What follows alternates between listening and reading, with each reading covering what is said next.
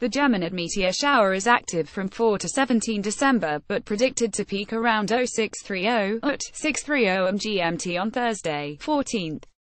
The night of 13 to 14 December is largely free of moonlight since the 25-day-old waning lunar crescent doesn't rise until shortly before 4 a.m. Greenwich Mean Time in the UK.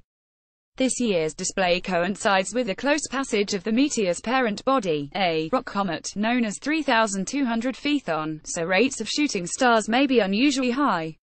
From a dark location at the peak you could expect a meteor every minute, with a good proportion of them bright. The radiant lies near star Castor in Gemini. For scale, this quadrant of the sky centered on the southeast at 10 p.m. Greenwich Mean Time in the UK stretches from horizon to overhead. And graphic by Addy Ashford. Could we be in for a bumper crop of geminid meteors just before the middle of December? There's a good chance that we will, given that their parent body, the mysterious crumbly rock comet 3,200 Phaethon, is also making a close flyby of Earth this month. The Apollo asteroid is also visible in 10 cm aperture telescopes until around the 18th of December, and for longer in larger instruments as described in a companion observing guide. Of the three great meteor showers of the year, the January quadrantids, the August Perseids and the December geminids, the latter is probably the most reliable. Under optimal conditions away from sources of urban light pollution and moonlight, you could conceivably see up to 120 shooting stars per hour at the time of peak activity. Visual appearance: the geminid shower offers a high proportion of bright naked eye events, but these medium-speed meteors don't tend to leave persistent trains like the August Perseids. This is due to the rocky nature of the Phaethon debris compared to the somewhat fragile icy material from Comet 109 Swift-Tuttle forming the Perseid. When to see the most meteors: the geminid radiant, the region of sky where the shooting stars appear to originate, lies near Castor in the constellation of Gemini, the upper star of the celestial twins for Northern Hemisphere observers. It rises in the northeast as darkness falls in northern temperate latitudes and lies highest in the southern sky around 2 a.m. local time.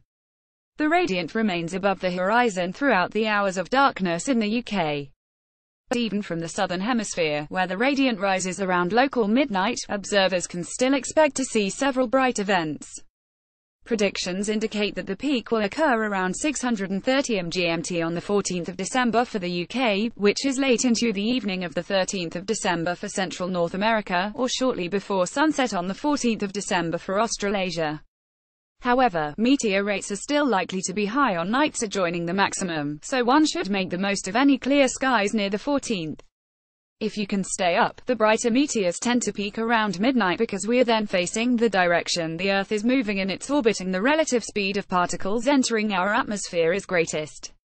For observers in the British Isles, astronomical twilight fades to dark around 6 p.m. Greenwich Mean Time on the 13th of December, and the sky remains dark until moonrise shortly before 4 a.m. Greenwich Mean Time on Thursday the 14th of December. How to see the most meteors: the faintest meteors are the most plentiful and predicted to be most abundant almost a day before the peak, so to maximize your chances you should find a safe location that is as far removed from streetlights and other sources of light pollution as you can, and allow at least 20 minutes for your eyes to become wide arc adapted. Northern Hemisphere observers should ensure that they are dressed in multiple layers of clothing with warm boots or shoes, gloves and a hat, since a large proportion of heat is otherwise lost through the head. A thermos flask of your favorite hot beverage and a lounger chair is a good idea, as you'll be still for long periods during your vigil. Observing in company is always more fun too. Don't concentrate on the radiant, but at a point about 40 degrees or twice the span of an outstretched hand at arm's length to one side of it and about halfway from the horizon to overhead.